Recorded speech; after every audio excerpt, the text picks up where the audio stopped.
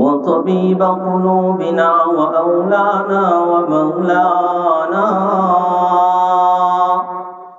محمدا عبده ورسوله. أما بعد فأعوذ بالله من الشيطان الرجيم.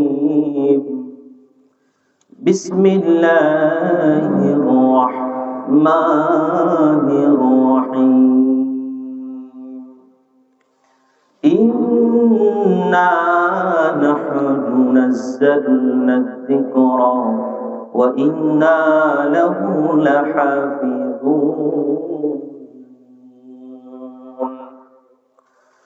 صدق الله المولانا العلي العظيم وصدق رسوله النبي الكريم ونحن على ذلك لمن الشاهدين والشاكرين والحمد لله رب العالمين. الحمد لله. বিল গজারিয়া পশ্চিমপাড়া বাইতুর রহমান জামে মসজিদ ও কবরস্থানের উন্নয়ন কল্পে আজকের ওয়াজ মাহফিলের সম্মানিত সভাপতি সাহেব, মুআজ্জাজ মুহতারাম উলামা ইকরাম, আমন্ত্রিত অতিথিবৃন্দ, দূর দূরান্ত হতে আগত ধর্মপ্রাণ তৌহিদি জনতা, আমার প্রাণ প্রিয় ছাত্র ও যুবক ভাইরা, পর্দার আড়ালের পর্দানশীল মা ও বোনেরা, সর্বপ্রথম সমস্ত প্রশংসা সেই মহিয়ান গরিয়ান প্রেমময় দয়াময় মহান রব্বুল ইজ্জাতের দরবারে, যিনি অত্যন্ত দয়া করে মায়া করে মহব্বত করে ভালোবেসে আমাদেরকে আজকের এই মহতী মজলিসে সমবেত হওয়ার তৌফিক দান করেছেন। এই জন্য সেই মহান রব্বুল ইজ্জাতের দরবারে তার ওই শেখানো ভাষায় সমস্বরে আওয়াজ দিয়ে প্রাণ উজাড় করে অন্তরের অন্তঃস্থল থেকে সকলেই কৃতজ্ঞতা জ্ঞাপন করছি, বলি আলহামদুলিল্লাহ। অতঃপর লাখ কোটি দরুদ সেই মহামানবের প্রতি, যিনি এই পৃথিবীতে আগমন করেছিলেন পৃথিবী থেকে হীনতা, দীনতা, অন্যায়, অরাজকতা, অশ্লীলতা, বেহায়াপনা, বেলেল্লাপনা, খুন, গুম, ধর্ষণ, সব ধরনের অনৈতিকতা থেকে এই পৃথিবীর মানুষদেরকে মুক্ত করার জন্য, যিনি নবীদের নবী, শ্রেষ্ঠ নবী, আকায়ে নামদার, তাজদার মদিনা, নবী আযম, রাহমাতে আলম, সাইয়্যিদুল কাউনাইন, শফিউল মুজরিমিন, খাতামুন নবিয়্যিন, রাহমাতুল লিল আলামিন, হযরত মুহাম্মদুর রাসূলুল্লাহ। সকলে আওয়াজ দিয়ে বলি সাল্লাল্লাহু আলাইহি ওয়াসাল্লাম। সম্মানিত সুধী, আমি দীর্ঘ লম্বা আলোচনাতেও যাব না, লম্বা ভূমিকাতেও যাব না। ভূমিকাতে জাস্ট দুটি কথা বলে আমি আমার আলোচনা স্টার্ট করব ইনশাআল্লাহ। আমা তাওফীক ইল্লাহ বিখাশিয়াতিল্লাহ। প্রথম কথা সেটি হলো, মাহফিল তো অনেক হচ্ছে। শুনলাম আপনাদের এলাকায় মনে হয় আজকে 5-7টা মাহফিল আছে। প্রত্যেকটা দিন মাহফিল হচ্ছে। প্রতি বছর আমাদের একটা রিপোর্ট অনুযায়ী প্রতি বছর প্রায় 12 থেকে 15 লক্ষ মাহফিল এই বাংলার জমিনে হয়। কিন্তু দুঃখ আর পরিতাপের বিষয় হলো, একটা মাহফিল থেকে যদি একজন মানুষও হেদায়েত প্রাপ্ত হয়, সঠিক পথে ফিরে আসে, ইসলাম সম্পর্কে জানে, বোঝার চেষ্টা করে, ইসলামের পথে ফিরে আসে, তাহলে প্রতি বছর কমপক্ষে 12 থেকে 15 লক্ষ মানুষ হেদায়েত প্রাপ্ত হওয়ার কথা। 5 বছর, 10 বছর, 20 বছর পরে বাংলাদেশের চিত্রই পরিবর্তন হওয়ার কথা। কিন্তু বাস্তবতা কি? মাহফিলের পরে মাহফিল হচ্ছে, আমাদের ভিতরের কোনো পরিবর্তন নাই। আমরা যেই সেই, আমাদের ভিতরে কোনো চেঞ্জ নাই। এই জন্য আমি বলি, we have to change our mentality, we have to change our activity, we have to change our society. আমাদেরকে আমাদের মেন্টালিটি, চিন্তা চেতনার পরিবর্তন নিয়ে আসতে হবে, আমালিয়াতের পরিবর্তন নিয়ে আসতে হবে, সমাজের পরিবর্তন নিয়ে আসতে হবে। পরিবর্তনের আশায়, পরিবর্তনের আকাঙ্ক্ষায় আমরা এখানে কিছু কথা শুনবো, বলবো, রাজি আছি তো ইনশাআল্লাহ? একটা আওয়াজ দেওয়া বলেন না রাজি আছি তো ইনশাআল্লাহ। দ্বিতীয় কথা যেটি সেটি হলো বর্তমান মাহফিল গুলো হয়ে গেছে ট্র্যাডিশনাল। বক্তারা আসে, ওয়াজ করলেই টাকা কামাই করা যায়। মাইন্ড করেন না, এগুলো বাস্তবতা কথা বলি, আমাদের কথা আগে বলি। মাহফিল কমিটি মাহফিল করে, মাদ্রাসা মসজিদ এগুলো উন্নয়নের দরকার আছে, কিন্তু অধিকাংশের নিয়ত উন্নতি হবে, কালেকশন হবে। শ্রোতাদের নিয়ত থাকে কোন বক্তার সুর কত ভালো, কোন বক্তা কত ভাইরাল, সেই বক্তার ওয়াজ শুনতে যাই। কথা বলেন ঠিক কিনা?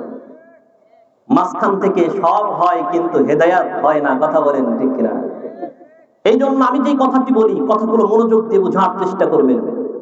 আমি বলি it's not a traditional was, it's a Quranic class. এগুলো ট্র্যাডিশনাল কোন ওয়াজ নয়, দুনিয়ার সাধারণ কোন মজলিস নয়, এগুলো এক একটি হলো কোরআনের ক্লাস। কথা বলেন ঠিক কিনা?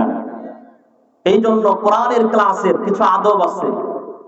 যারা এখানে আছেন তারা তো আছেন, যারা এখনো বাহিরে আছেন, কোরআনের আদব রক্ষার্থে, কোরআনের সম্মানার্থে আপনার আজকের মাহফিলের প্যান্ডেলে এসে বসে পড়ুন। যারা একেবারেই আসবেন না তাদেরকে বলি শোনেন, এবং এখানে যারা আছেন তাদেরকেও বলি শোনেন, কোরআনের মাহফিলে বসার, মজলিসে বসার আদব কি আল্লাহ তাআলা নিজেই শিখাইয়া দিচ্ছেন।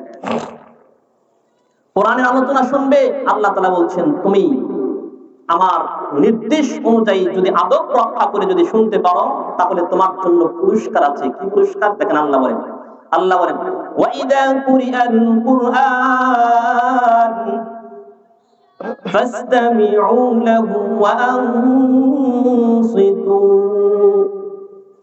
যখন কোরআনের তেলাওয়াত হবে, কোরআনের আলোচনা হবে, ফাসতামিউ, এক নাম্বার শর্ত হলো শুনতে হবে দিলের কান দিয়ে। দিলের কান দিয়ে শুনতে হবে, শুধু কান দিয়ে শুনলে চলবে না, দিলের কান দিয়ে শুনতে হবে, এক নাম্বার শর্ত। ওয়া আনসিতু, এবং কোন আওয়াজ করা যাবে না, একদম নিশ্চুপ হয়ে শুনতে হবে। এক নাম্বার দিলের কান, দুই নাম্বার নিশ্চুপ হয়ে শুনতে হবে, যে যেখানে আছে সেখান থেকে। লাভ কি?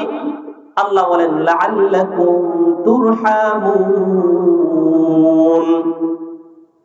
আমি আল্লাহ যদি এই দুইটা শর্ত মেনে তোমরা কোরআনের মজলিসে বসতে পারো, কিছু শেখো আর না শেখো, আমি আল্লাহ ওয়াদা দিলাম যে আমি আল্লাহ উইদাউট বায়া, কোন রকমের কোন কানেকশন ছাড়া সরাসরি আমি আল্লাহ তোমাদের উপরে রহমত বর্ষণ করবো। এই জন্য এই শর্ত মেনে আমরা এখানে বসতে রাজি আছি তো ইনশাআল্লাহ। শেষ কথা বলে আমি আমার আলোচনায় চলে যাচ্ছি, যেহেতু মানুষের সংখ্যা একেবারেই কম, আপনারাও বুঝতেছেন। তারপর আমি একটি কথা বলি যে quantity is not fact, quality is the fact. হাজার হাজার মানুষ আছে, কারো কোনো মনোযোগ নাই, হেদায়েত পাওয়ার জানার ইচ্ছা নাই, শুধুমাত্র ওই যে কোন বক্তা, ভাইরাল বক্তা আসলো, কি ওয়াজ করলো, সুর কেমন, এগুলো শুধু আমাদের উদ্দেশ্য।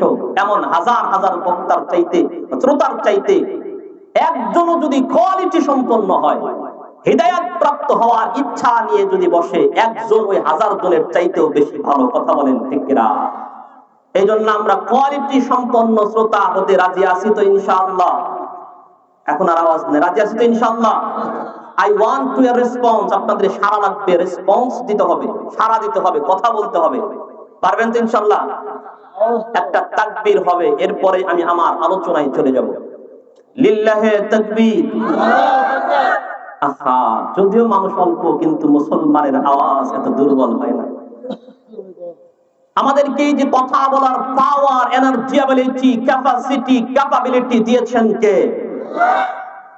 এই যে আল্লাহর দেওয়া জবান দিয়ে কত নেতার নামের স্লোগান হয়। এই যে আসতেছে সামনে নির্বাচন, হ্যাঁ, একটা চায়ের লোভে, একটা সিগারেটের লোভে, 100 টাকার লোভে অমক নেতার চরিত্র ফুলের মতো পবিত্র, নামাজ পড়ে না 1 ওয়াক্ত, গাঞ্জা খায় 5 ওয়াক্ত। কথা বলেন ঠিক কিনা?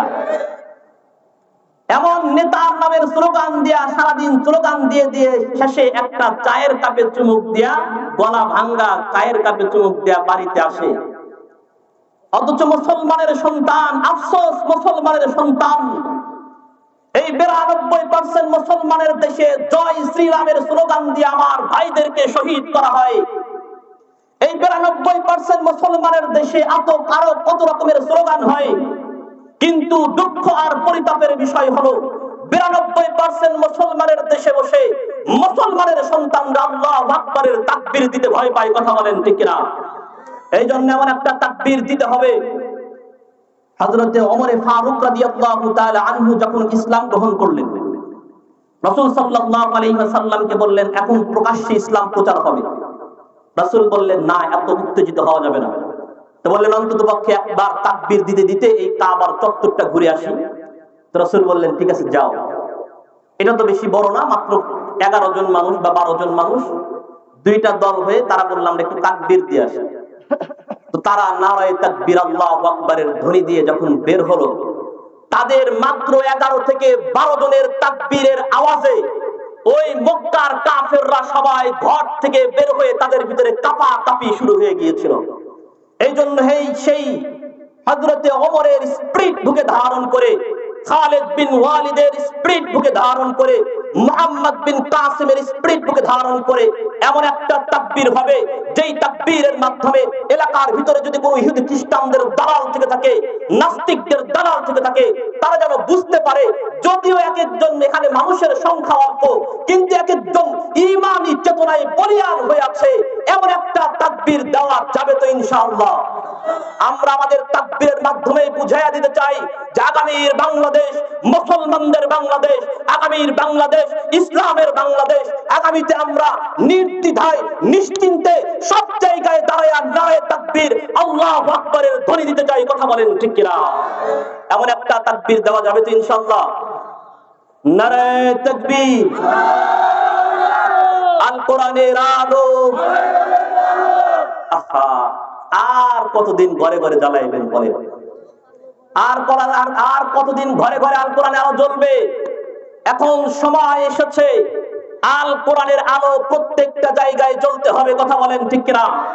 আল কোরআন শুধুমাত্র মসজিদে থাকবে না, কোরআন আর ইসলাম শুধুমাত্র মসজিদ আর মাদ্রাসা কেন্দ্রিক হবে না। আমাদের ব্যক্তিগত জীবন থেকে শুরু করে, পারিবারিক জীবন থেকে শুরু করে, রাজনৈতিক অঙ্গন থেকে শুরু করে বাংলাদেশের প্রত্যেকটা অঙ্গনে ইসলাম ঢুকবে, কোরআন ঢুকবে। কথা বলেন ঠিক কিনা? সুতরাং আল কোরআনের আলো সব জায়গায় জ্বলতে হবে। কথা বলেন ঠিক কিনা? নারায়ে তাকবীর, আল কোরআনের আলো, আল হাদিসের আলো, নারায়ে তাকবীর। বিরক্ত হচ্ছেন? আল্লাহ তাআলা আমাদেরকে কবুল করে নেন, বলেন আমিন। দেখুন, যেহেতু আমার হাতে সময় কম, আমি এলোপাথারি কথা বলা পছন্দ করি না। যেহেতু বলেছি ইটস এ কোরআনিক ক্লাস, কোরআনের ক্লাস, সুতরাং ক্লাস কখনো কেউ ক্লাসে ঢুকে স্যার যদি এক সময় ইংরেজি, এক সময় বাংলা, এক সময় অঙ্ক বুঝে আসবে কিছু, এই জন্য একটি সাবজেক্ট নিয়ে কথা বলতে হয়। আজকেও আমরা একটি সাবজেক্ট নিয়ে কথা বলবো। যেই সাবজেক্টটি নিয়ে কথা বলবো সেটি হলো আমাদের সর্বশ্রেষ্ঠ গ্রন্থ আল কোরআন। Only one true religion book is Quran. দেখুন, এই পৃথিবীতে অসংখ্য রিলিজিয়ন রয়েছে, ধর্ম রয়েছে। ব্রিটেনের একটি নামকরা পত্রিকা ইনসাইক্লোপিডিয়া অফ ব্রিটানিকা, এর একজন রিলিজিয়ন রিসার্চ ধর্ম গবেষক, তিনি বলেন এই পৃথিবীতে প্রায় 43,000 ধর্ম রয়েছে। কত হাজার? বলেছি মনের একদম দিলের কান দিয়ে শুনতে হবে, আওয়াজ এদিক ওদিক তাকানো যাবে না। 43,000 ধর্মের ভিতরে হিন্দু ধর্ম, বৌদ্ধ ধর্ম, জৈন ধর্ম, শাক্ত ধর্ম, বাহাই ধর্ম, শিখ ধর্ম, ইহুদি ধর্ম, খ্রিস্টান ধর্ম সহ অনেক ধর্ম রয়েছে। এবং প্রত্যেক ধর্মের তাদের নিজস্ব ধর্মীয় গ্রন্থ রয়েছে। যেমন হিন্দুদের রয়েছে বেদ, ঋগ্বেদ, অথর্ববেদ, যজুর্বেদ, কল্কি পুরাণ, মহাভারত, রামায়ণ, ভগবত গীতা। খ্রিস্টানদের রয়েছে বাইবেল, নিউ টেস্টামেন্ট। ইহুদিদের রয়েছে আমরা বলি তাওরাত, তাদের বর্তমান হলো তালমুদ। বৌদ্ধদের রয়েছে ত্রিপিটক, গসপেল অফ বুদ্ধা। আমাদের মুসলমানদের রয়েছে কোরআন। এর চাইতেও গুরুত্বপূর্ণ কথা যেটি, সেটি হলো এই প্রত্যেক ধর্মের মানুষ নিজেদের ধর্মকে সত্য এবং সঠিক বলে দাবি করছে, নিজেদের ধর্মীয় গ্রন্থকে সত্য এবং সঠিক বলে দাবি করছে। হিন্দুরা বলছে আমাদের যদি পৃথিবীতে শান্তি পেতে চাও, পরকালীন জীবনে মুক্তি পেতে চাও, তাহলে তোমাদেরকে মানতে হবে বেদ, ঋগ্বেদ, অথর্ববেদ, যজুর্বেদ, কল্কি পুরাণ, মহাভারত, ভগবত গীতা, এই গ্রন্থগুলোকে মানতে হবে। তাহলে পৃথিবীতে শান্তি পাবে, পরকালীন জীবনে মুক্তি পাবে। খ্রিস্টানরা বলছে না, বেদ, ঋগ্বেদ এগুলো মানলে চলবে না, শান্তি পেতে চাও তাহলে তোমাদেরকে মানতে হবে বাইবেল, নিউ টেস্টামেন্ট মানতে হবে, তাহলে পৃথিবীতে শান্তি পাবে, পরকালীন জীবনে মুক্তি পাবে। ইহুদিরা বলছে না, শান্তি পেতে চাইলে তোমাদেরকে মানতে হবে তালমুদ, তাদের ধর্মীয় গ্রন্থ, অন্যথায় শান্তি পাবে না। বৌদ্ধরা বলছে না, শান্তির ধর্ম বৌদ্ধ ধর্ম, মানতে হলে মানতে হবে ত্রিপিটক। আমরা মুসলমানরা বলছি না, only one true religion book is কোরআন, পৃথিবীর একমাত্র সত্য ধর্মীয় গ্রন্থের নাম হলো আল কোরআন। এখন কথা হলো, প্রত্যেকে নিজের ধর্মীয় গ্রন্থকে সত্য এবং সঠিক বলে দাবি করছে, কিন্তু আমরা যেখানে দাঁড়াবো সেখানেই স্পষ্ট করে চ্যালেঞ্জ দিয়ে বলবো যে পৃথিবীর একমাত্র only one true religion book is কোরআন, একমাত্র সত্য এবং শ্রেষ্ঠ ধর্মীয় গ্রন্থের নাম হলো আল কোরআন। কথা বলেন ঠিক কিনা? এখন কথা হচ্ছে, তারাও দাবি করছে, আমরাও দাবি করছি, এখন আমাদের দাবি তো প্রমাণ করতে হবে। এই জন্য বলি যে আমাদের কাছে এর অসংখ্য প্রমাণ রয়েছে। এখন আমি যদি বলি কোরআন পৃথিবীর সর্বশ্রেষ্ঠ ধর্মীয় গ্রন্থ, এর প্রমাণ হলো কোরআনের অমুক আয়াত, হাদিসের অমুক আয়াত, অমুক হাদিস। এখন খ্রিস্টানরা কি কোরআন আর হাদিস মানে? কথা বলেন মানে? হিন্দুরা কি কোরআন মানে? তারা বলবে আমরা তো কোরআনই মানি না, কোরআনের আয়াত দিয়ে দলিল দিলে আমাদের কাছে কোনো গ্রহণযোগ্যতা নাই।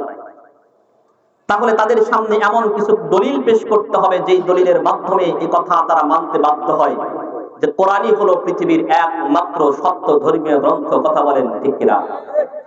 আমাদের আজকের আলোচনার এই সংক্ষিপ্ত সময়ে বিষয়বস্তু হবে যে কোরআন যে পৃথিবীর সর্বশ্রেষ্ঠ ধর্মীয় গ্রন্থ, এটা আমরা এমন কিছু দলিলের মাধ্যমে প্রমাণ করব যেটা ইহুদিরা মানতেও বাধ্য, খ্রিস্টানরা মানতেও বাধ্য, হিন্দুরা মানতেও বাধ্য, পৃথিবীর সমস্ত মানুষ এ কথা মানতে বাধ্য। এমন কিছু প্রমাণ আমরা উপস্থাপন করব ইনশাআল্লাহ। ওমা তাওফীক ইল্লা বিখাশিয়াতিল্লাহ। এক নাম্বার প্রথম কথা যেটি, সেটি হলো পৃথিবীর ইতিহাসে এমন কোন ধর্মীয় গ্রন্থ নাই যে ধর্মীয় গ্রন্থের তার অনুসারীরা তাদের ধর্মীয় গ্রন্থের ব্যাপারে এই কথা বলতে পারে যে আমাদের ধর্মীয় গ্রন্থের ব্যাপারে কোনো ভুল নাই। এমন কোন ধর্মীয় গ্রন্থ এই পৃথিবীতে আছে যার অনুসারীরা বলতে পারে যে আমাদের ধর্মীয় গ্রন্থের ভিতরে কোনো ভুল নাই? কথা বলেন আছে? কিন্তু একমাত্র কোরআন এমন একটি ধর্মীয় গ্রন্থ, পৃথিবীর ইতিহাসে শুধু ধর্মীয় গ্রন্থ নয়, অনেক কিতাব এই পৃথিবীতে লিখেছেন, অনেক রাইটার, অনেক ওয়াথার, গ্রন্থকার, লেখক গ্রন্থ লিখেছেন, গ্রন্থায়ন করেছেন, কিন্তু আজ পর্যন্ত কেউ কি বলেছেন যে আমার গ্রন্থের ভিতরে কোনো ভুল নাই? বরং তাদের ধর্মীয় গ্রন্থটা শুরুই হয় উইকনেস দিয়ে, দুর্বলতা দিয়ে, যে আমার গ্রন্থের ভিতরে ভুল ভ্রান্তি থাকতে পারে, যদি কারো দৃষ্টিগোচর হয় জানালে পরবর্তী সংস্করণে এটাকে শুধরে নিতে বাধ্য থাকিব, এমনটা লেখে কিনা? কিন্তু পৃথিবীর একমাত্র গ্রন্থ, যে গ্রন্থের গ্রন্থকার, যেই গ্রন্থের ওয়াথা, যেই গ্রন্থের রাইটার, যেই গ্রন্থের লেখক, তার গ্রন্থের শুরুতেই নিজের প্রশংসা দিয়ে নিজের গ্রন্থটাকে শুরু করেছেন, এবং প্রশংসা করার পরেই সর্বপ্রথম সেই গ্রন্থের ব্যাপারে চ্যালেঞ্জ ছুড়ে দিয়েছেন। তিনি বলেছেন যালিকাল কিতাব, এটি এমন গ্রন্থ, লা রাইবা ফীহ, wherein there is no doubt, ভুল তো দূরের কথা, ভুলের কোনো সন্দেহ পর্যন্ত নাই। পৃথিবীর ইতিহাসে অনেকেই এই কোরআনের ভিতরে ভুল ধরতে চেয়েছে, অনেক ডাক্তার, ডক্টর, ইঞ্জিনিয়ার, বিজ্ঞানীরা এই কোরআনের ভিতরে ভুল ধরতে চেয়েছে, কিন্তু যারাই এই কোরআনের ভিতরে ভুল ধরতে চেয়েছে তাই শেষ পর্যন্ত এই কোরআনের কাছে মাথা নত করতে বাধ্য হয়েছে। কথা বলেন ঠিক কিনা? এমনই একজন ব্যক্তি, এমন একজন বিজ্ঞানী ছিলেন, ফ্রান্সের বিশ্ববিখ্যাত বিজ্ঞানী ছিলেন ডক্টর মরিচ বুকাইলি, যিনি বিশ্ববিখ্যাত একজন বিজ্ঞানী ছিলেন। তিনি বলেন, আমি বিভিন্ন ধর্ম নিয়ে রিসার্চ করেছি। হিন্দু ধর্ম, বৌদ্ধ ধর্ম, জৈন ধর্ম, শাক্ত ধর্ম, বাহাই ধর্ম, শিখ ধর্ম, ইহুদি ধর্ম, খ্রিস্টান ধর্ম, অসংখ্য ধর্ম নিয়ে আমি রিসার্চ করেছি, গবেষণা করেছি। মুসলমান ভাইরা আমার কথাগুলি খুব ভালো করে বুঝবেন। ডক্টর মরিচ বুকাইলি বলেন, আমি যখন ইসলাম ধর্ম নিয়ে রিসার্চ করা শুরু করলাম, ইসলাম ধর্মের ধর্মীয় গ্রন্থ কোরআন যখন আমার সামনে রাখা হলো, কোরআনের এই আয়াতটি যখন আমার সামনে আসলো, যালিকাল কিতাব, এটি এমন গ্রন্থ, লা রাইবা ফীহি, দেয়ার ইজ নো ডাউট, ভুল তো দূরের কথা, ভুলের কোনো সন্দেহ পর্যন্ত নাই। আমি অবাক হয়ে গেলাম, আশ্চর্য হয়ে গেলাম। এই কি এমন গ্রন্থ, কি এমন রাইটার, কি এমন মুআতার, যিনি তার গ্রন্থের শুরুতেই চ্যালেঞ্জ ছুড়ে দিয়েছেন, যালিকাল কিতাব, এবং এটি এমন গ্রন্থ, লা রাইবা ফীহি, দেয়ার ইজ নো ডাউট, ভুল তো দূরের কথা, ভুলের কোনো সন্দেহ পর্যন্ত নাই। মুসলমান ভাইরা আমার, তিনি বলেন, আমি অবাক হয়ে গেলাম, আশ্চর্য হয়ে গেলাম। এক পর্যায়ে আমি এই সিদ্ধান্ত নিলাম, যেই কোরআন বড় একটা মোটা কিতাব, এত বড় কিতাবের ভিতরে ভুল হতে পারে না, এটা হতেই পারে না। বরং এই কিতাবটা আজ থেকে 1450 বছর আগে একটা মরুভূমির ভিতরে এমন একজন মানুষের উপরে নাযিল হয়েছে, যিনি জীবনে কোনোদিন স্কুলে যায় নাই, কলেজে যায় নাই, যার জীবনে কখনোই লেখা পড়ার কোনো রেকর্ড নাই, এমন একজন ব্যক্তির কাছে এত বড় একটা কোরআন নাযিল হয়েছে। আর বর্তমান হলো, this is the age of technology and science, জ্ঞান ও বিজ্ঞানের যুগ। এই জ্ঞান ও বিজ্ঞানের যুগে সেই 1450 বছর আগের কোরআনের ভিতরে ভুল ধরা যাবে না, এটা হতেই পারে না। তিনি বলেন, আমি কোরআনের ভিতরে ভুল ধরার জন্য আমি আরবি শিখলাম, নাহু সরফ শিখলাম, বালাগাত ফাসাহাত শিখলাম, সুদূর সৌদি আরবে চলে গেলাম। সেখানে দীর্ঘ 5 বছর আমি রিসার্চ করলাম, গবেষণা করলাম। এই কোরআন নিয়ে রিসার্চ করতে করতে, গবেষণা করতে করতে আমি ডক্টর মরিচ বুকাইলি এই কোরআনের কাছে মাথা নত করে কালিমা পড়ে মুসলমান হয়ে গেলাম। আল্লাহু আকবার। তিনি ইসলাম ধর্ম গ্রহণ করার পরে একটি গ্রন্থ লিখেছেন। আওয়াজ বলতো কি আওয়াজ আসতেছে না? ইসলাম ধর্ম গ্রহণ করার পরে তিনি একটি গ্রন্থ লিখেছেন। গ্রন্থটির নাম হলো the Bible, the Quran and science, যার বাংলা সংস্করণে বের হয়েছে। নেটে সার্চ করলেও পাবেন, বিভিন্ন লাইব্রেরিতেও পাবেন। তার ইন্ট্রোডাকশন ভূমিকার ভিতরে তিনি বলছেন, সাধারণ কোন মানুষ নয়, তিনি একজন বিজ্ঞানী, বিশ্ববিখ্যাত বিজ্ঞানী। কোরআনের ভিতরে ভুল ধরতে গিয়ে এই কথা বলতে বাধ্য হয়েছেন। The Quran is the holy book of Islam. The Quran is the book of Allah. The Quran, every word in this Quran has come from Allah. The Quran was not written by anyone but sent by Allah to Prophet Muhammad sallallahu alaihi wasallam through Jibril. Allahu Akbar. এই কথা বলতে বাধ্য হয়েছেন। The Quran is the holy book of Islam. The Quran is the book of Allah. এটা আল্লাহ প্রদত্ত গ্রন্থ। The Quran, every word in this Quran has come from Allah. কোরআনের প্রত্যেকটা ওয়ার্ড, প্রত্যেকটা শব্দ আল্লাহ প্রদত্ত, আল্লাহর পক্ষ থেকে নাযিলকৃত।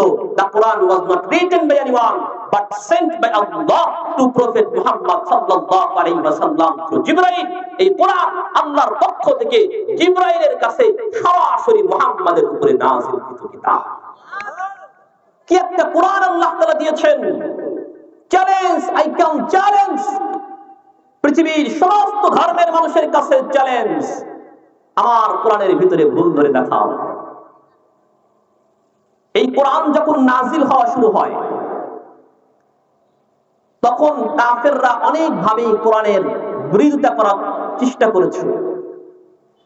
এর ভিতরে একদিন আবু জেহেল, তার ভাতিজা নাম হলো ওলীদ বিন মুগীরা, মক্কার ভিতরে সবচাইতে আরবি ভাষায় পারদর্শী এবং পণ্ডিত, একদিন সে ওলীদ বিন মুগীরাকে ডাকতে বলে, ওলীদ, মুহাম্মদ একজন মূর্খ মানুষ, নাউজুবিল্লাহ।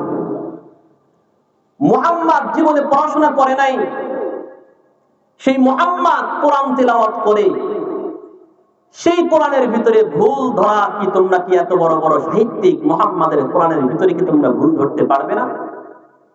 তো ওলীদ বলে, এটা কি কোনো ব্যাপার হলো?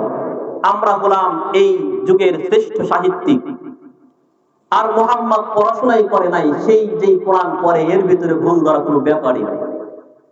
তো বললো, ঠিক আছে, যাও মুহাম্মাদের কোরআনের ভিতরে ভুল ধরে আসো। মুসলমান ভাইরা আমার কথাগুলি খুব ভালো করে বুঝবেন। ওলীদ বিন মুগীরা বুকে বড় আশা নিয়া বিশ্ব নবী সাল্লাল্লাহু আলাইহি ওয়াসাল্লামের দরবারে উপস্থিত। বিশ্ব নবীকে ডাকতে বলেন, ইয়া মুহাম্মদ উতলু আলাইয়া মা নাযালা আলাইকুম। হে মুহাম্মদ, তুমি তেলাওয়াত করো, তোমার উপরে যা নাযিল হয় সেখান থেকে তুমি আমাকে একটু তেলাওয়াত করে শোনাও। মুসলমান ভাইরা আমার, বিশ্ব নবী সাল্লাল্লাহু আলাইহি ওয়াসাল্লাম তেলাওয়াত শুরু করে দিলেন।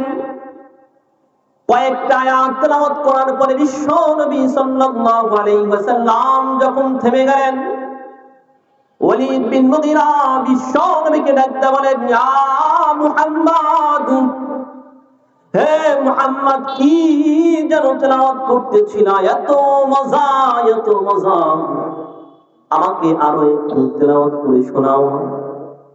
বিশ্ব নবী আবারও তেলাওয়াত করলেন। কয়েকটা আয়াত তেলাওয়াত করার পরে বিশ্ব নবী আবার থেমে গেলেন। ওলীদ বিন মুগীরা বলে, ইয়া মুহাম্মদ, কি তেলাওয়াত করতেছো, এত মজা, এত মজা। হে মুহাম্মদ, যতক্ষণ পর্যন্ত আমি তোমাকে এই তেলাওয়াত বন্ধ করতে না নিষেধ না করব, ততক্ষণ পর্যন্ত তুমি তোমার এই কোরআনের তেলাওয়াত জারি রাখবা। বিশ্বনবী সাল্লাল্লাহু আলাইহি ওয়াসাল্লাম কোরআনের তেলাওয়াত জারি রাখলেন। এদিকে আবু জেহেল দাঁড়ায় আছে, তার ভাতিজা ওলীদ মুহাম্মাদের কোরআনের ভিতরে ভুল করে আসতেছে। এমন সময় একজন রাস্তা দিয়ে যাওয়ার সময় তাকায়া দেখে আবু জেহেল দাঁড়ায় দাঁড়ায় ছটফট করছে, কোন সময় তার ভাতিজা আসবে। ওই ব্যক্তি আবু জেহেলকে ডাকতে বলে, হে আবু জেহেল, এই জায়গায় দাঁড়ায়া কি করছো? বলে, আমি আমার ভাতিজা ওলীদ বিন মুগীরাকে পাঠিয়েছি মুহাম্মাদের কোরআনের ভিতরে ভুল ধরার জন্য। আমার ভাতিজা মুহাম্মাদের কোরআনের ভিতরে ভুল ধরে আসতেছে, তাই আমি এখানে দাঁড়ায় আছি। ওই ব্যক্তি আবু জেহেলকে ডাকতে বলে, হে আবু জেহেল, তুমি কি পাগল হয়ে গেছো নাকি? বলে, কেন? বলে, আমি তো দেখলাম তোমার ভাতিজা ওলীদ মুহাম্মাদের কোরআনের তেলাওয়াত শুনতে ব্যস্ত হয়ে গেছে। আবু জেহেল দৌড়ায় গেছে, গিয়া দেখে হ্যাঁ হ্যাঁ সত্যি তো মুহাম্মাদের তেলাওয়াত শুনতে ব্যস্ত হয়ে গেছে ওলীদ। ওলীদকে ডাকতে বলে, হ্যাঁ ওলীদ, তোমাকে পাঠাইলাম মুহাম্মাদের কোরআনের ভিতরে ভুল ধরার জন্য, কিন্তু ওলীদ আমি তো দেখছি তুমি তো মুহাম্মাদের কোরআনের তেলাওয়াত শুনতেই ব্যস্ত হয়ে গেছো। হে ওলীদ, তুমি কি মুহাম্মাদের ধর্মই আবার গ্রহণ করে ফেলবে নাকি? তখন ওলীদ বিন মুগীরা আবু জেহেলকে ডাকতে বলে, হে আবু জেহেল, শোনো শোনো শোনো, তোমার চাইতে 1000 গুণ আরবি ভাষায় পাণ্ডিত্য আমি অর্জন করেছি। মুহাম্মাদের এতক্ষণের তেলাওয়াত শুনে আমি যা বুঝলাম, এই কোরআন এই পৃথিবীতে পরাজয় বরণ করার জন্য আসে নাই। তোমরা যেই কোরআনের পিছনে পড়েছে, কোরআন এত সহজে হার মানবে না, পরাজয় বরণ করার জন্য আসে নাই। হে আবু জেহেল, শোনো শোনো শোনো, এই কোরআন এমন একটি গ্রন্থ, এটা মুহাম্মাদের বানানো গ্রন্থ হতেই পারে না। হে আবু জেহেল, শোনো শোনো, আমার বিশ্বাস এবং আমি এই কথা বিশ্বাস দৃঢ়তার সাথে বলতে পারি যে এই কোরআনের বিরোধিতা যারা করবে তারাই ইতিহাসের আস্থা করে নিক্ষিপ্ত হবে। কোরআন থাকবে চিরকাল, এই কোরআন থাকবে। কথা বলেন ঠিক না? আমরা আজও পর্যন্ত বলি, ইতিহাস সাক্ষী, এই কোরআনের বিরোধিতা অনেকেই করেছে। এই কোরআনকে, এই ইতিহাস, এই পৃথিবীর মানচিত্র থেকে মুছে ফেলতে চেয়েছে। অনেকে এই কোরআন থেকে, এই কোরআনের বিসমিল্লাহ দেশ থেকেও মুছে ফেলতে চেয়েছে। এই কোরআনের কথা বলতে অনেকেই বাধা দিয়েছে। কিন্তু ইতিহাস সাক্ষী, যারাই এই কোরআনের বিরোধিতা করেছে, যারা এই কোরআন নিয়ে কথা বলতে গেলে বাধা দিয়েছে, ইতিহাস সাক্ষী আল্লাহ তাআলা তাদেরকে ইতিহাসের আস্থা করে নিক্ষিপ্ত করেছেন। এই কোরআন আছে, এই কোরআন চিরদিন কিয়ামত পর্যন্ত থাকবে। কথা বলেন ঠিক কিনা? নারে তাকবীর, নারে তাকবীর। আল কোরআনের আলো, আল হাদিসের আলো, নারে তাকবীর। সম্মানিত সুধী, যেই কথাটা বুঝাইতে চাইতেছিলাম সেটা হলো, আমার কোরআনের ভিতরে কোন ভুল, কোন রকমের কন্ট্রাডিক্টরি, কোন রকমের ডাউট, ভুল এই কোরআনের ভিতরে আছে। কথা বলেন আছে? আছে? আওয়াজে মনে হয় সন্দেহ আছে। আছে? কোন রকমের কোন সন্দেহ আছে? চ্যালেঞ্জ, আমার চ্যালেঞ্জ না, আল্লাহ তাআলা চ্যালেঞ্জ দিয়েছে। তারা যখন এই কথা বলা শুরু করলো, কাফেররা ওই সময়, যে আরে এটা মুহাম্মাদের বানানো গ্রন্থ, মুহাম্মদ বানায়া আল্লাহ তাআলা তাদেরকে চ্যালেঞ্জ করলেন। প্রথম চ্যালেঞ্জ 17 নম্বর সূরা, সূরা বনী ইসরাঈল 88 নম্বর আয়াত আল্লাহ পাক রব্বুল আলামিন চ্যালেঞ্জ করলেন। আল্লাহ বললেন, কুল লা ইন জিতামাতিল ইনসু ওয়াল জিন্নু আলা আন ইয়াতি বিমিসলি হাদাল কুরআন। আল্লাহু আকবার। মুসলমান ভাইরা আমার, আল্লাহ পাক রব্বুল আলামিন বিশ্ব নবীকে ডাকতে বললেন, হ্যাঁ নবী, আপনি কাফেরদেরকে আমার পক্ষ থেকে চ্যালেঞ্জ জানায়া দেন। যারা বলে এই কোরআন মুহাম্মাদের বানানো গ্রন্থ, যারা বলে এই কোরআন মানব রচিত গ্রন্থ, তাদের কাছে আমি আল্লাহর পক্ষ থেকে চ্যালেঞ্জ থাকলো। শুধুমাত্র মানুষদের কাছে নয়, মানুষ এবং জিন জাতি, পৃথিবীতে যত মানুষ আছে সমস্ত মানুষ, সমস্ত জিন জাতি, মানুষেরা জিনদেরকে সহযোগিতা করবে, জিনেরা মানুষদেরকে সহযোগিতা করবে, একজন আরেকজনকে সহযোগিতার মাধ্যমে। আল্লাহ বলেন, বিমিসলি হাদাল কুরআন, আমার এই কোরআনের মতো একটা কোরআন যদি তারা বানাইতে পারে, তাহলে আমি আল্লাহ এই কথা তোমাদেরকে ঘোষণা করে দেব। তারা যে বলছে এটা মানব রচিত গ্রন্থ, মুহাম্মাদের বানানো গ্রন্থ, এই কথা আমি আল্লাহ নিজে তাদেরকে সত্যবাদী হিসেবে আমি আল্লাহ ঘোষণা করে দিব। মুসলমান ভাইরা আমার, এই কথা যখন বিশ্ব নবী সাল্লাল্লাহু আলাইহি ওয়াসাল্লাম কাফেরদের কাছে পৌঁছায়া দিলেন, এবার কাফেররা অনেক খুশি হয়ে গেল। যারে মুহাম্মাদের মতো মানুষ, নিরক্ষর একজন ব্যক্তি, সে যদি এই কোরআন বানাইতে পারে, আমাদের কাছে কত কত সাহিত্যিক রয়েছে, কবি রয়েছে, সবাই মিলে আমরা এই কোরআনের মতো একটা কোরআন বানায়া দেখাবো। তারা শুরু করে দিল, চেষ্টা শুরু করে দিল। এইভাবে দীর্ঘদিন পার হয়ে গেল। দীর্ঘদিন পার হওয়ার পরে তারা কোরআন বানানো তো দূরের কথা, কোরআনের একটা সূরা বানানো তো দূরের কথা, কোরআনের একটা আয়াত পর্যন্ত তারা বানাইতে পারে নাই। আল্লাহ পাক রব্বুল আলামিন চ্যালেঞ্জটাকে আরো একটু সহজ করে দিলেন। আল্লাহ তাআলা বললেন, যেহেতু তোমরা পুরো কোরআন বানাইতে পারলা না, ঠিক আছে, যাও, তোমাদেরকে পুরো কোরআন বানাইতে হবে না। 11 নম্বর সূরা, সূরা হুদ 11 নম্বর আয়াতে আল্লাহ তাআলা দ্বিতীয় চ্যালেঞ্জ দিলেন। তোমাদেরকে দ্বিতীয় চ্যালেঞ্জ দিলাম, ফাতু বিআশরি সুওয়ারিম মিসলি, তোমাদেরকে চ্যালেঞ্জ দিলাম, তোমরা এই কোরআনের ভিতরে 114টা সূরা রয়েছে, এই 114টা সূরার ভিতর থেকে মাত্র 10টা সূরা তোমরা বানায়া নিয়ে আসো। যদি 10টা সূরা তোমরা বানায়া নিয়ে আসতে পারো, তাহলে আমি আল্লাহ নিজে তোমাদেরকে সত্যবাদী হিসেবে ঘোষণা করে দেব। এবার তারা মহা খুশি হয়ে গেল যে মাত্র 10টা ছোট ছোট সূরা বানাবো, কোনো ব্যাপার না। এবার তারা রিসার্চ করতে লাগলো, গবেষণা করতে লাগলো। দীর্ঘদিন পার হয়ে গেল। দীর্ঘদিন পার হওয়ার পরে 10টা সূরা দূরের কথা, একটা সূরা দূরের কথা, একটা আয়াত, কোরআনের মতো করে একটা আয়াত তারা বানাইতে পারলো না। মুসলমান ভাইরা আমার, এবার আল্লাহ পাক রব্বুল আলামিন শেষ চ্যালেঞ্জ দিলেন। আল্লাহ পাক রব্বুল আলামিন চ্যালেঞ্জটাকে একেবারেই সহজ করে দিলেন। আল্লাহ তাআলা বললেন, 2 নম্বর সূরা, সূরা বাকারার 23 নম্বর আয়াতে আল্লাহ বলেন, وإن كنتم في ريب مما نزلنا على عبدنا فأتوا بسورة من مثله وادعوا شهداءكم من دون الله إن كنتم صادقين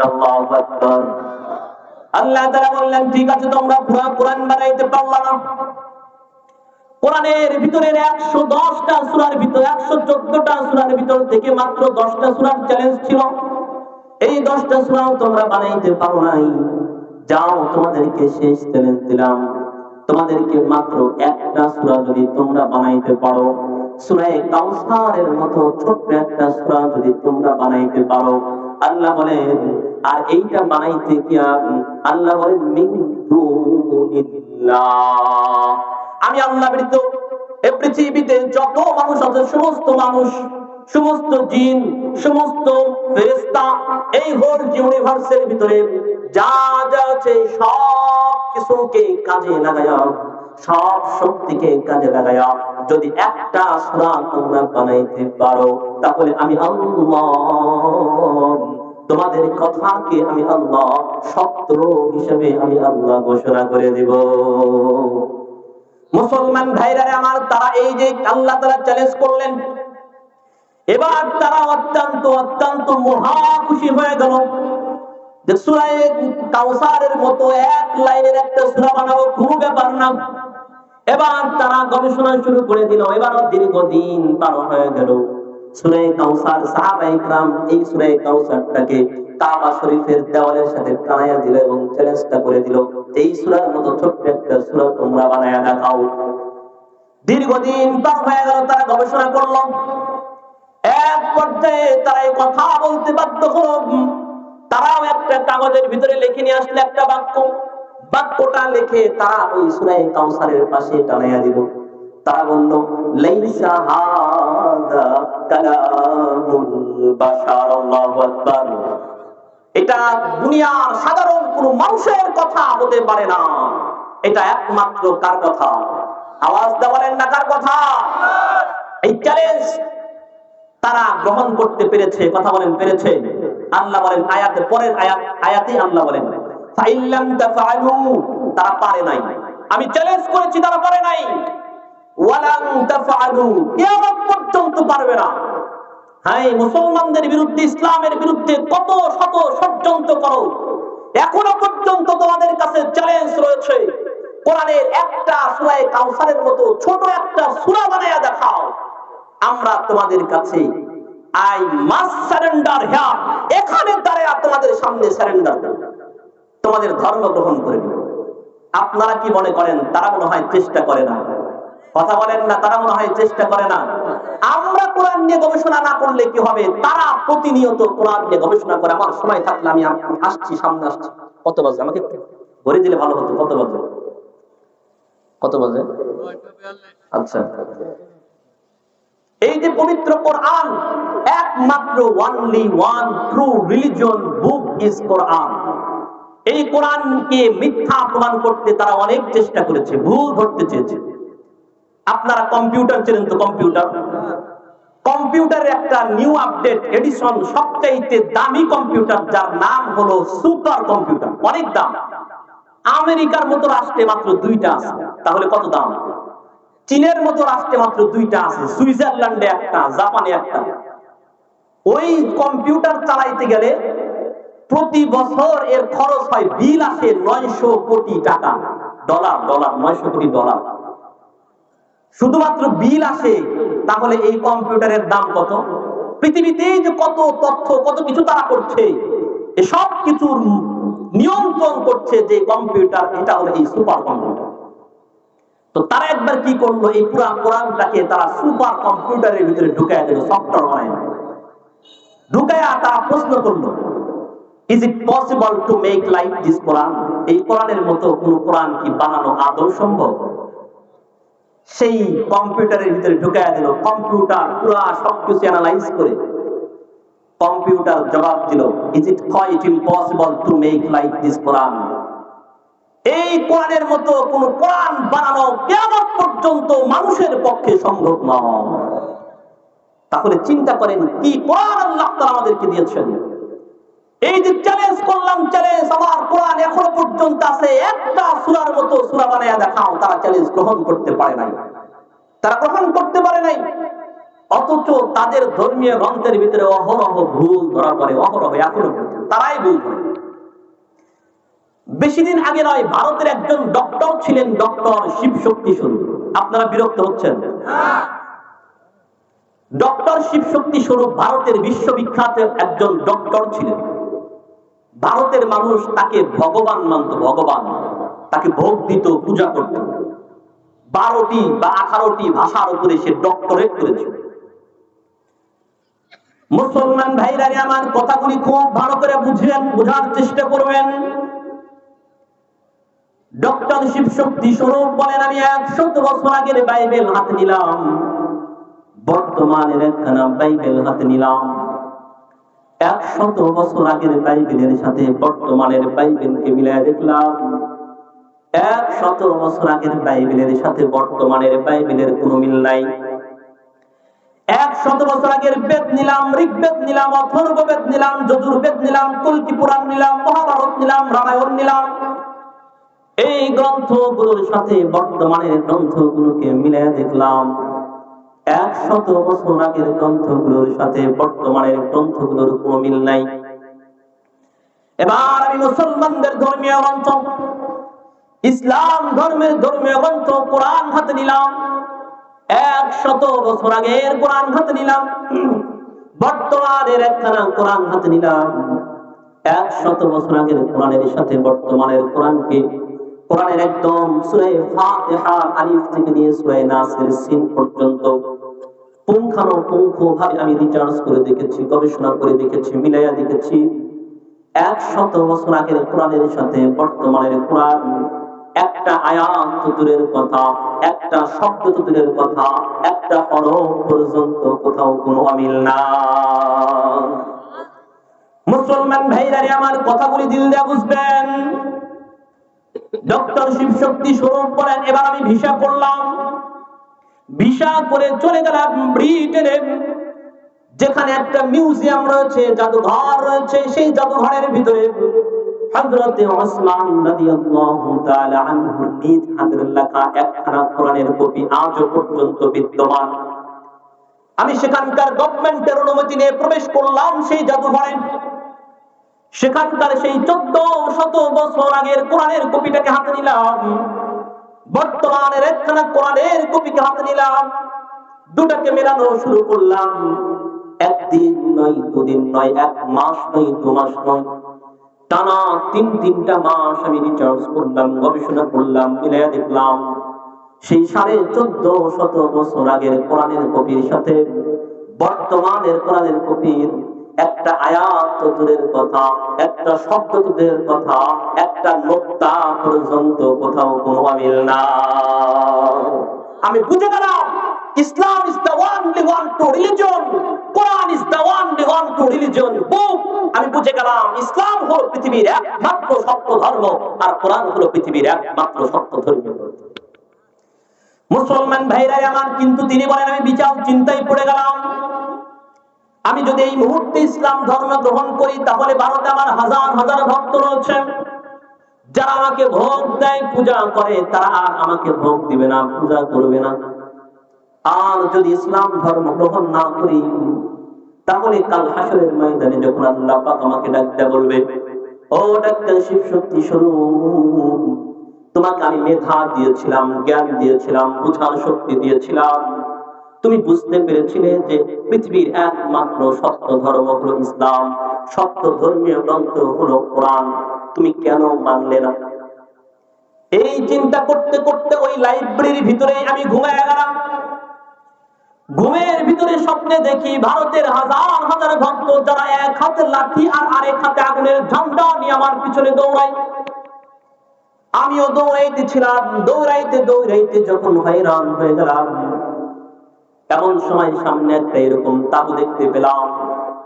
তাবুর সামনে একজন তাবুম্যান দাঁড়ানো রয়েছে, আমাকে ডাকতে বলে, ও ডাক্তার শিবশক্তি স্বরূপ, আসো আসো আসো, তাবুর ভিতরে চলে আসো। আমি তাবুর ভিতরে চলে গেলাম। তাবুর ভিতরে গিয়া দেখি তাবুর এক কর্নার এক সিংহাসনে চাঁদের মতো সুন্দর ফুটফুটে একজন মানুষ বসে আছে। আমি কিছুক্ষণ তাবুর ভিতরে অবস্থান করলাম। এরপর আমি তাবু থেকে বের হলাম। বের হয়ে দেখি আমাকে যারা হাজার হাজার মানুষ ধাওয়া করতেছিল, তাবু থেকে বের হওয়ার পরে দেখি তাদের ভিতরে একজন মানুষও সেখানে বিদ্যমান না। আমি তাবুম্যানকে ডাক দিয়ে বললাম, হে তাবুম্যান, এটা দুনিয়ার কি এমন তাবু যে তাবুর ভিতরে ঢোকার সঙ্গে সঙ্গে আমি সম্পূর্ণরূপে নিরাপদ হয়ে গেলাম? তখন তাবুম্যান আমাকে ডাক দিয়ে বলে, ও ডাক্তার শিবশক্তি স্বরূপ, এটা দুনিয়ার কোন সাধারণ তাবু নয়, এই তাবুর নাম হলো ইসলাম। আর ওই তাবুর এক কন্যার এক সিংহাসনে চাঁদের মতো সুন্দর ফুটফুটে যে মানুষটাকে দেখতে পাচ্ছ, তিনি দুনিয়ার সাধারণ কোন মানুষ নয়, তিনি হলেন ইসলামের নবী, মুসলমানের নবী, বিশ্ব নবী মুহাম্মদুর রাসূলুল্লাহ সাল্লাল্লাহু আলাইহি ওয়াসাল্লাম। তিনি বলেন, তখন আমার মনে পড়ে গেল বিভিন্ন ধর্মীয় গ্রন্থের কথা, যে গ্রন্থগুলোর ভিতরে আমি এই মানুষটার কথা পড়েছিলাম। আমার বিশেষ করে মনে পড়ে গেল হিন্দু ধর্মের ধর্মীয় গ্রন্থের কথা। বেদ এর একটা এডিশন হলো ঋগ্বেদ, সেখানে আমার নবীর কথা রয়েছে। তিনি বলেন, আমার মনে পড়ে গেল সেই ঋগ্বেদের কথা। ঋগ্বেদের 1 নম্বর মল 18 নম্বর সূক্তের 9 নম্বর মন্ত্রে সেখানে বলা হচ্ছে, নরসং সংসৃদিষ্টম পশং সপ্রথস্তমং দিবন শব্দম খসম ওয়াল্লাং দষ্টং শ্রেষ্ঠং পরমং ব্রহ্মণং ওয়াল্লা রাসূল মুহাম্মাদং রকম বরস্য। হে পৃথিবীর হিন্দুরা শুনে রাখো, হে পৃথিবীর মানুষ শুনে রাখো, তোমরা যদি কাউকে অন্তিম অবতার মানতে চাও, শেষ রাসূল মানতে চাও, শেষ পথ প্রদর্শক মানতে চাও, তাহলে তাকে মানবা যার নাম হবে নরসংস, যার বাংলা হলো প্রশংসিত, আরবি হলো মুহাম্মদ। আল্লাহু আকবার। এরকম প্রত্যেকটা ধর্মীয় গ্রন্থে আমার নবীর কথা রয়েছে।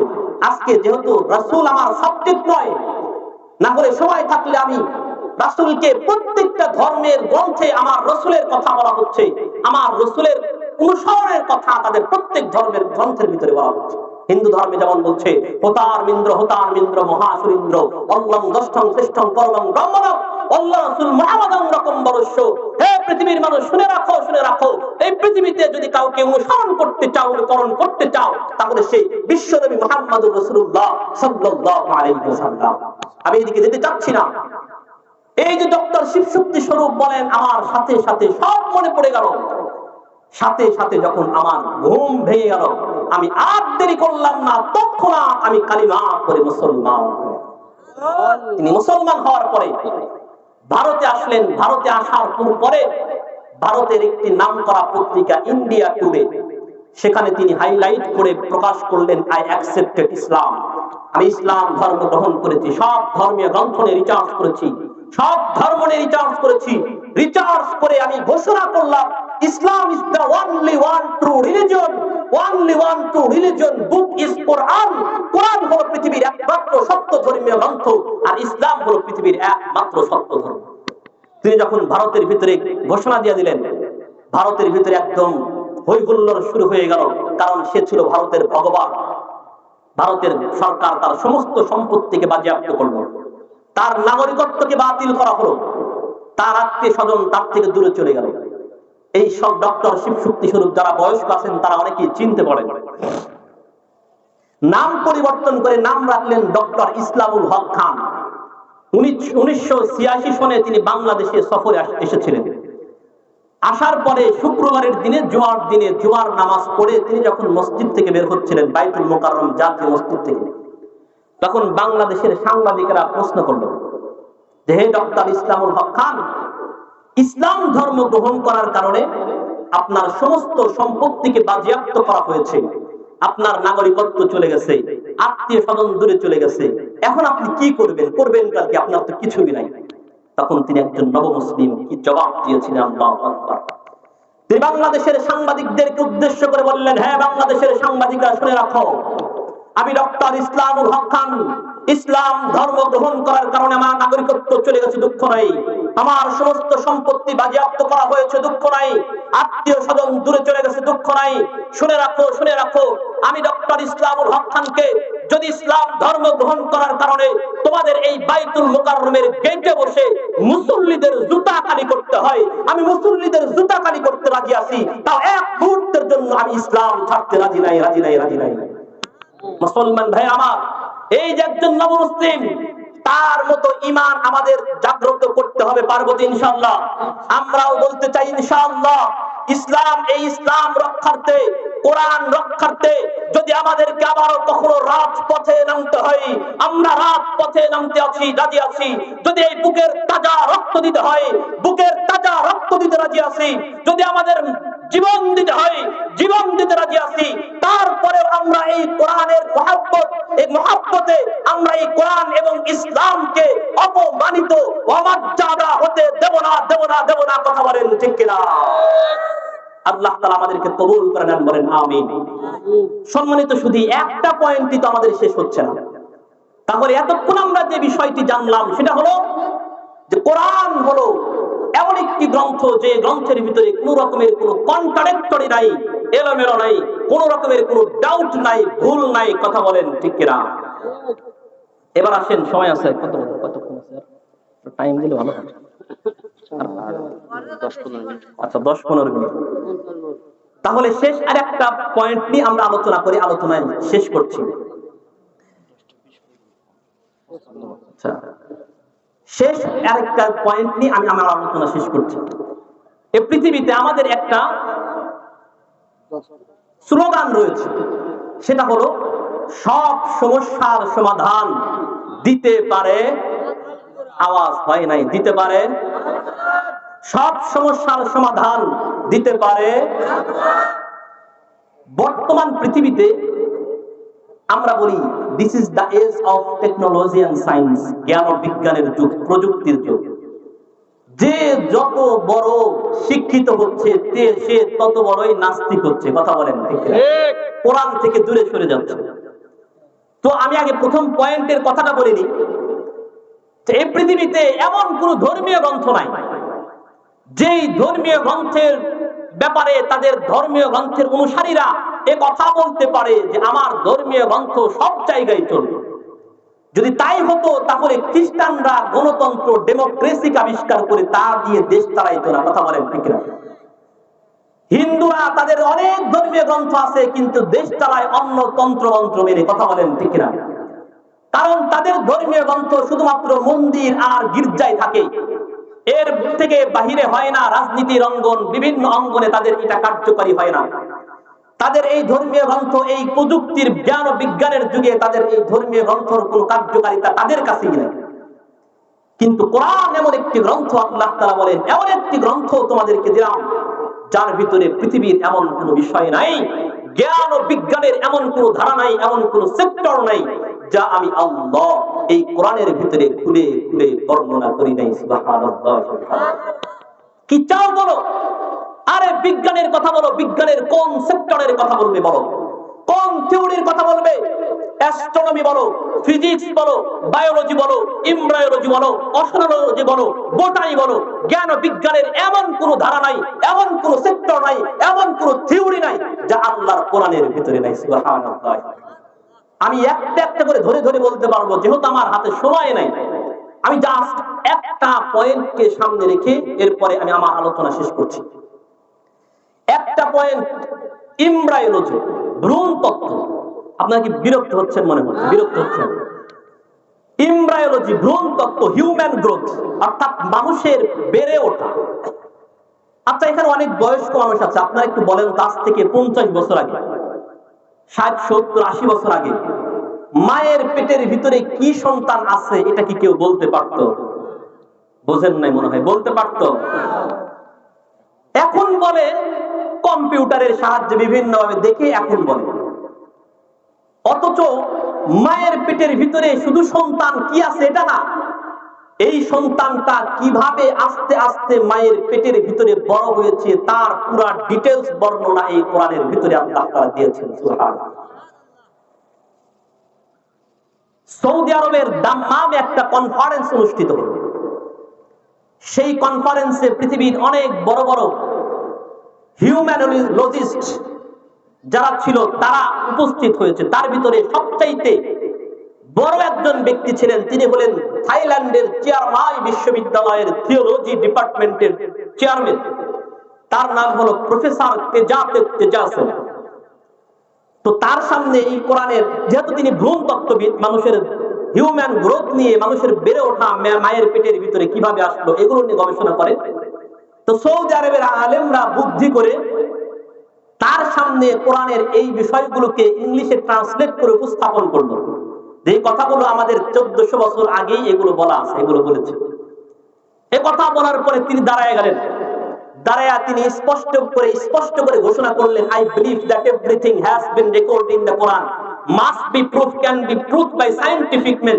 হে পৃথিবীর মানুষ, শুনে রাখো, তোমরা যেভাবে আমাকে কোরআনের এই কথা ট্রান্সলেট করে শোনায়া দিলা হিউম্যান গ্রোথ সম্পর্কে, আমাকে পৃথিবীর বর্তমান সময়ের সেরা হিউম্যান বিশেষজ্ঞ হয়েও আমাকে যদি এই পৃথিবীর সব প্রযুক্তি যদি একসাথে সামনে নিয়ে এসে দাও, এত সুন্দর করে বর্ণনা করতে পারবো না যত সুন্দর করে তোমার এই কোরআন বর্ণনা করেছে। মুসলমান ভাইরা আমার, চলুন আল্লাহ তাআলা কি বললেন একটু শুনি। আল্লাহ পাক রব্বুল আলামিন মানুষের হিউম্যান গ্রোথ নিয়ে বললেন। আল্লাহ তাআলা 23 নম্বর সূরা কোরআনের 23 নম্বর সূরা মুমিনুন 12, 13, 14 নম্বর আয়াতগুলিতে আল্লাহ তাআলা বর্ণনা করেছেন। আল্লাহ তাআলা বলেন, ওয়ালাকাদ খালাকনাল ইনসানা মিন সুলালাতিন মিন তিন। আল্লাহ তাআলা বলেন, হে মানুষ, আমি আল্লাহ তোমাদেরকে মাটির সারণীর জাস থেকে তোমাদেরকে সৃষ্টি করেছি।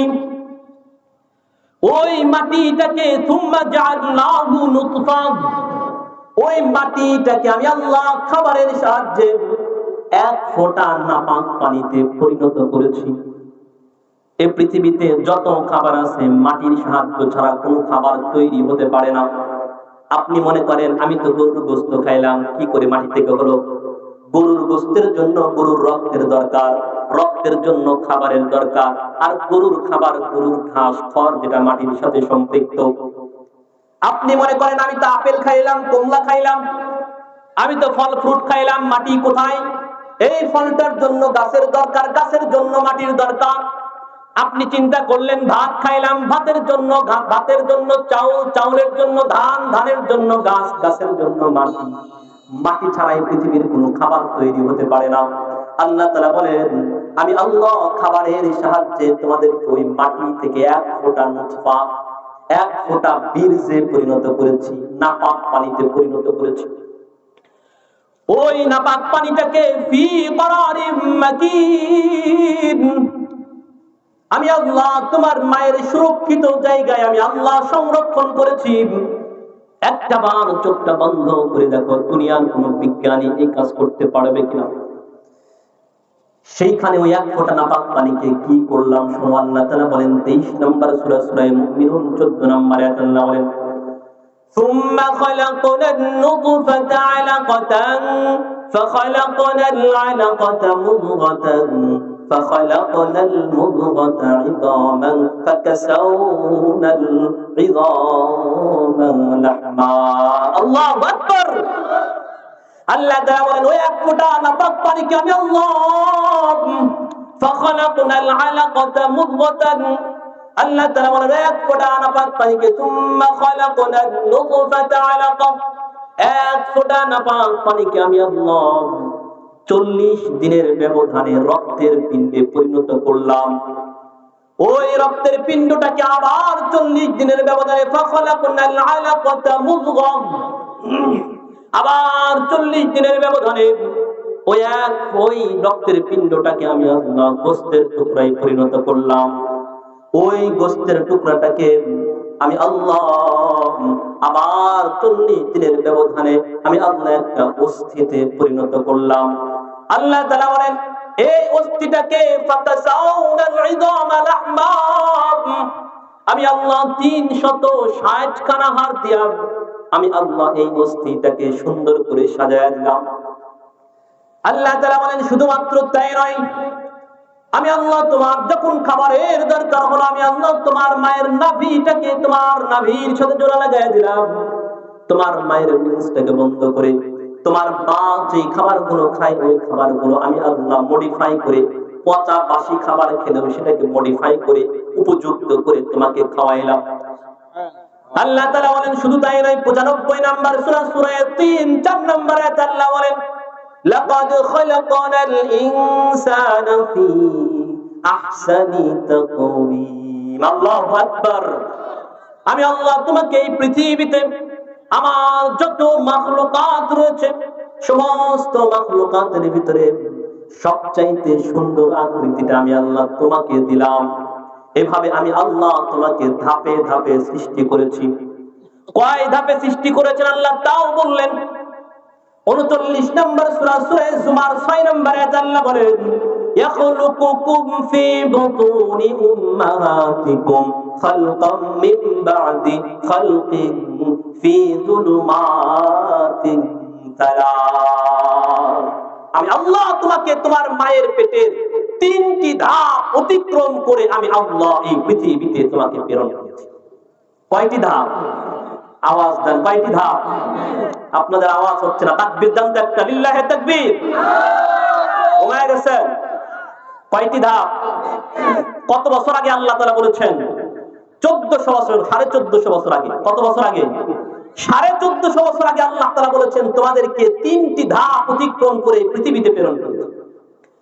1969 সালে আমেরিকায় একটা কনফারেন্স অনুষ্ঠিত হয়। কনফারেন্সের নাম হলো একাডেমি অফ সায়েন্স। সেই কনফারেন্সের বিষয়বস্তু হলো পৃথিবীতে যত বড় বড় বিজ্ঞানী আছে সব বিজ্ঞানীরা সেখানে উপস্থিত হয় এবং তাদের নিজেদের আবিষ্কার, নতুন নতুন আবিষ্কার, থিওরি তারা উপস্থাপন করে। ওর ভিতরে সবচাইতে গুরুত্বপূর্ণ থিওরি যেটা প্রমাণিত হয় তাকে পুরস্কৃত করা হয়।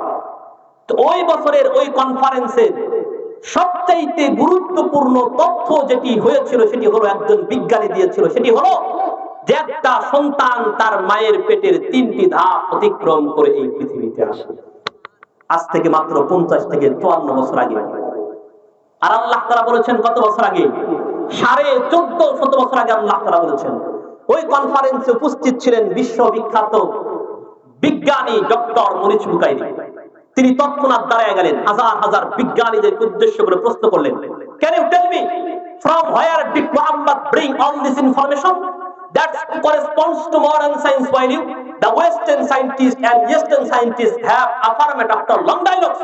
তোমরা কি বলতে পারো, ক্যান ইউ টেল মি, তোমরা কি বলতে পারো from where did Muhammad bring all this information, এই সমস্ত ইনফরমেশন, যে ইনফরমেশন গুলো তোমরা এই কেবল দিচ্ছ, মডার্ন যুগে দিচ্ছ, এই ইনফরমেশন গুলা মুহাম্মদ থেকে যে জীবনে কোনোদিন স্কুলে যায় নাই, কলেজে যায় নাই, যার সময় আমেরিকা ছিল না, নাসা ছিল না, বিজ্ঞান ছিল না, বিজ্ঞানাগার ছিল না, কম্পিউটার ছিল না, মোবাইল ছিল না, এমনকি আমেরিকা নিজেই ছিল না, এমন একটা সময় মরুভূমির ভিতর থেকে মুহাম্মদ এই তথ্যগুলো কোথা থেকে, যে তথ্যগুলো বর্তমানের মডার্ন সায়েন্স, আধুনিক বিজ্ঞান, রাষ্ট্র আর পাশ্চাত্যের বিজ্ঞানীরা যে তথ্যগুলোকে দিচ্ছে, সেই তথ্যগুলো আজ থেকে 1450 বছর আগে সেই মুহাম্মদ যে জীবনে কোনোদিন লেখাপড়াই করে নাই এমন মুহাম্মদ সে কোথা থেকে দিল এই তথ্যগুলো, কোথায় পায়? বিজ্ঞানীদের যখন প্রশ্ন করলেন, all of them kept silent, no one could give any answer. সকলেই চুপ হয়ে গেছে, কারো মুখে কোনো উত্তর নাই, সবাই নিশ্চুপ হয়ে গেছে। অথচ তারা ছিল বিধর্মী, তারা ছিল ইহুদি খ্রিস্টান, তারা সব সময় মুসলমানদের এবং কোরআনের ভিতরে ভুল ধরার চেষ্টা করেছে, কিন্তু কোরআনের তথ্যের কাছে তারাই নিশ্চুপ হয়ে যাইতে বাধ্য হয়েছে। বুকাইলি দেন সেইট, তখন ডক্টর মরিচ বুকাইলি বলছে, naturally you do not have any answer, আমি জানি এর উত্তর তোমাদের কাছে নাই, but I have the answer, এর উত্তর আমার কাছে আছে। আর তা হলো it is from Allah, it indicates that Muhammad is the messenger of Allah. আল্লাহর পক্ষ থেকে মুহাম্মাদের কাছে যেই বার্তা, যেই মেসেজ এসেছে, সেই মেসেজ মুহাম্মদ আমাদের পর্যন্ত পৌঁছে দিয়েছে। বলেন আল্লাহু আকবার। মুসলমান ভাইরা আমার, যে কথাটা আপনাদেরকে আমি বুঝাইতে চাইতেছিলাম সেটা হলো যে কোরআন এমন গ্রন্থ যে গ্রন্থটা পৃথিবীর সব জায়গায় সব যুগেই একদম সব জায়গায় পারফেক্ট, এমন একটি গ্রন্থের নাম কি? আওয়াজ দেন না। এমন একটা গ্রন্থের নাম কি? আল কোরআন। মুসলমান ভাইরা আমার, শেষ কথা আপনাদেরকে বলি, হুজুর চলে আসছে। শেষ কথা যেটি, সেটি হলো আমরা শান্তি চাই কিনা? কথা বলেন। আপনাদের শেষ কথা, আপনাদের আওয়াজ হচ্ছে না, হুজুর আসছে আওয়াজ হচ্ছে না। শেষ কথা বলেন, শান্তি চাই কিনা? 1971 সালের যুদ্ধ হয়েছিল, একটাই স্লোগান ছিল, শান্তি চাই, শান্তি চাই। 1971 সালের প্রথম প্রধানমন্ত্রী ডক্টর তাজউদ্দিন আহমেদ থেকে শুরু করে বর্তমানের প্রধানমন্ত্রী পর্যন্ত প্রত্যেকের একটাই স্লোগান ছিল, শান্তি চাই, শান্তি চাই। শান্তির জন্য কখনো সোশিয়ালিজম ব্যবহার করা হয়েছে, শান্তির জন্য কখনো ক্যাপিটালিজম ব্যবহার করা হয়েছে, শান্তির জন্য কখনো ডেমোক্রেসি ব্যবহার করা হয়েছে, শান্তির জন্য কখনো সেকুলারিজম ব্যবহার করা হয়েছে। আমি স্পষ্ট ভাষায় বলছি, যেখানে দাঁড়াবো সেখানেই বলবো, মসজিদের মেম্বার দাঁড়াবো সেখানেও বলবো, মাহফিলের মঞ্চে দাঁড়াবো সেখানেও বলবো, রাজপথে দাঁড়াবো সেখানেও বলবো, এই পৃথিবীতে কোন তন্ত্র মন্ত্র দিয়ে শান্তি আসবে না। এই পৃথিবীতে সোশিয়ালিজম দ্বারা শান্তি আসবে না, ক্যাপিটালিজম দ্বারা শান্তি আসবে না, সেকুলারিজম দ্বারা শান্তি আসবে না, ডেমোক্রেসি দ্বারা শান্তি আসবে না, রাজতন্ত্র দ্বারা শান্তি আসবে না, সমাজতন্ত্র দ্বারা শান্তি আসবে না, পুঁজিবাদ দ্বারা শান্তি আসবে না, গণতন্ত্র দ্বারা শান্তি আসবে না, কার্ল মার্ক্সের থিওরি দ্বারা শান্তি আসবে না, আব্রাহাম লিঙ্কনের থিওরি দ্বারা শান্তি আসবে না, মেলতাজের থিওরি দ্বারা শান্তি আসবে না, লেনিন স্ট্যালিনের থিওরি দ্বারা শান্তি আসবে না, আইনস্টাইনের থিওরি দ্বারা শান্তি আসবে না, অ্যারিস্টটলের থিওরি দ্বারা শান্তি আসবে না। এই পৃথিবীতে যদি শান্তি আসে, একমাত্র কোরআনের থিওরি, মুহাম্মাদের জীবন আদর্শ আর ইসলাম ছাড়া এই পৃথিবীতে শান্তি আনা আদৌ সম্ভব নয়, সম্ভব নয়, সম্ভব নয়। কথা বলেন ঠিক কিনা? মুসলমান ভাইরা আমার, অনেকেই বলতে পারেন, হাই হাই দেখি রাজনীতির কথা বললো, ডেমোক্রেসি গণতন্ত্রের বিরুদ্ধে কথা বলবো না। আমি আপনাদেরকে যে কথা বলতে চাই, গণতন্ত্র দিয়ে যদি শান্তি আসতো, তাহলে পৃথিবীর সবচাইতে শান্তির দেশ হতো আমেরিকা, কারণ তারাই তো গণতন্ত্রের জনক। কিন্তু বাস্তবতা কি? সবচাইতে অশান্তি অরাজকতার রাষ্ট্র হলো আমেরিকা। যেখানেই যুদ্ধ হয়, হামলা হয়, নিরপরাধ মানুষদেরকে হত্যা করা হয়, সেখানে আমেরিকা। কথা বলেন ঠিক কিনা? যদি সমাজতন্ত্র দিয়ে শান্তি আসতো, তাহলে সবচাইতে শান্তির রাষ্ট্র হতো চীন রয়েছে, রাশিয়া রয়েছে, কিন্তু তারা এখনো পর্যন্ত যুদ্ধের মাধ্যমেই রয়েছে, আজ পর্যন্ত শান্তি আনতে পারে নাই। আর কোরআন দিয়ে যে শান্তি আসবে, বাস্তব উদাহরণ হলো রাসূলের যুগে এমন জাহিলিয়াতের যুগ ছিল, যা ইতিপূর্বেও ছিল না, ভবিষ্যতে আসার সম্ভাবনা নাই। এমন জাহিলিয়াতের যুগকে এই কোরআনের থিওরি মানার কারণে, ইসলাম মানার কারণে মাত্র 23 বছরের ব্যবধানে এমন সোনালী যুগে পরিণত হয়েছে, যা ইতিপূর্বে নাই, ছিল না, ভবিষ্যতেও আসার কোনো সম্ভাবনা নাই। সুতরাং আজও যদি মুসলমানরা কোরআন মানতে পারে, যেখানে মানবে সেখানেই শান্তিতে ভরপুর হয়ে যাবে। কথা বলেন ঠিক কিনা? এই জন্য আমরা কোরআন মানতে রাজি আছি তো ইনশাআল্লাহ। আমরা প্রত্যেকটা সেক্টরে কোরআন দেখতে চাই। কথা বলেন ঠিক কিনা? এই জন্য আমরা প্রত্যেকটা সেক্টরে কোরআন দেখতে চাই, সব জায়গায় কোরআনের আইন চালু করতে চাই। কথা বলেন ঠিক কিনা? মসজিদ চলবে কোরআনের আইনে, আমার ব্যক্তিগত জীবন চলবে কোরআনের আইনে, পারিবারিক জীবন চলবে কোরআনের আইনে, রাজনৈতিক অঙ্গন চলবে কোরআন আইনে। 92% মুসলমানের দেশ, এই দেশও চলবে কোরআনের আইনে। কথা বলেন ঠিক কিনা? আল্লাহ তাআলা আমাদেরকে বুঝার তৌফিক দান করেন। আমিন সুম্মা আমিন। ওয়া আখিরু দাওয়ানা আলহামদুলিল্লাহি রাব্বিল আলামিন। আসসালামু আলাইকুম ওয়া রাহমাতুল্লাহি ওয়া বারাকাতুহু। অসংখ্য আলহামদুলিল্লাহ, অসংখ্য অসংখ্য ধন্যবাদ ভাইকে, যিনি আমাদেরকে সুন্দরভাবে কোরআন এবং হাদিসের জ্ঞান গর্ব আলোচনার মাধ্যম দিয়ে আমাদের হৃদয়কে ধুলা দিয়ে গেলেন। এই জন্য ভাইকে অসংখ্য অসংখ্য ধন্যবাদ। আল্লাহ তাআলা ভাইয়ের কণ্ঠকে দ্বীন ইসলামের জন্য, দ্বীন ইসলামের খাদেম হিসেবে কবুল আর মঞ্জুর করুন। আমিন।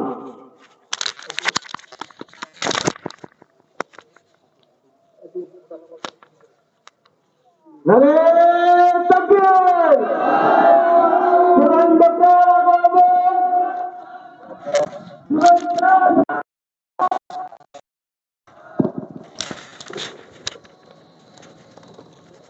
আমরা যারা এলোমেলো ভাবে ঘোরাফেরা করছি, ঘোরাফেরা না করে মাহফিলের মঞ্চে এসে বসে থাকি।